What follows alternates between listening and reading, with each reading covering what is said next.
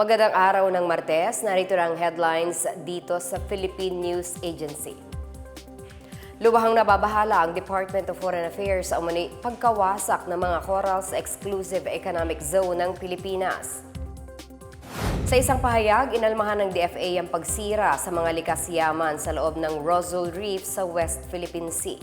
Ayon sa DFA, isa sa mga isyong binatikos ng Arbitral Award sa South China Sea noong 2016 ang pagwasak ng mga banyagang barko sa mga maritime zone ng Pilipinas.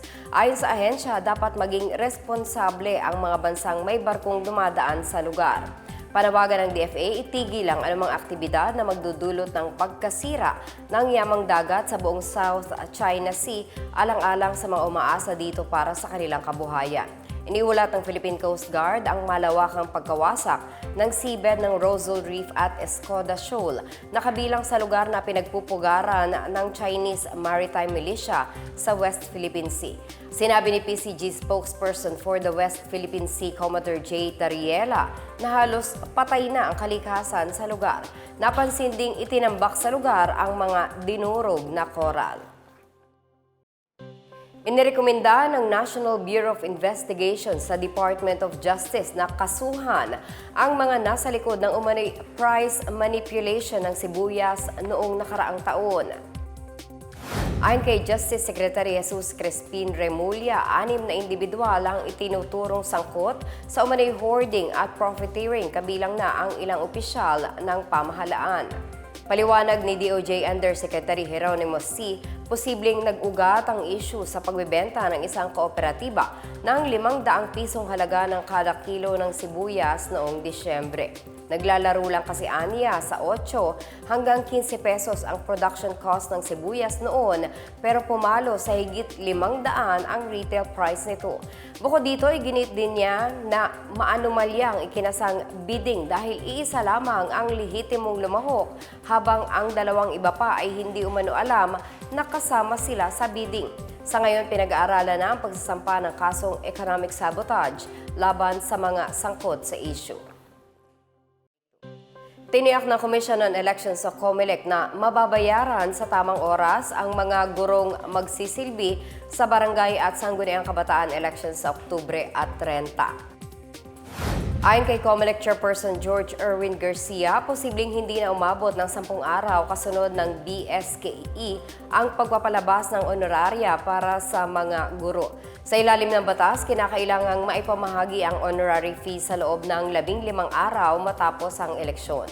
Kaugnay nito, mas mataas naman na honoraria ang matatanggap ng mga election board chairperson at members. Mula sa dating 5 hanggang 6,000, nasa 9 hanggang 10,000 na ang inilaan ng COMELEC para sa mga magseserbisyong guro. May karagdagan ding 2,000 piso para sa mga gurong magsisilbi sa early voting hours. Bukod pa rito ang 500,000 death benefit at 200,000 injury cash assistance. Samantala, lumagda naman ang COMELEC sa kasunduan katuwang ang Department of Education at Public Attorney's Office para matiyak ang proteksyon ng mga guro. Sa ilalim nito, magkakaroon ng libreng legal assistance ang mga gurong naharap sa election offenses o administrative charges. Inaprobahan ng House of Representatives sa ikatlo at huling pagbasa ang panukalang mabigyan ng online access sa Sharia Court ang mga Pilipinong Muslim. Sa botong 251, inaprobahan ng Kamara ang House Bill 9045. Sa pamamagitan ng panukala, ipapayagan din ng National Commission on Muslim Filipinos na magproseso ng mga dokumento ng mga Pilipinong Muslim sa Sharia Court.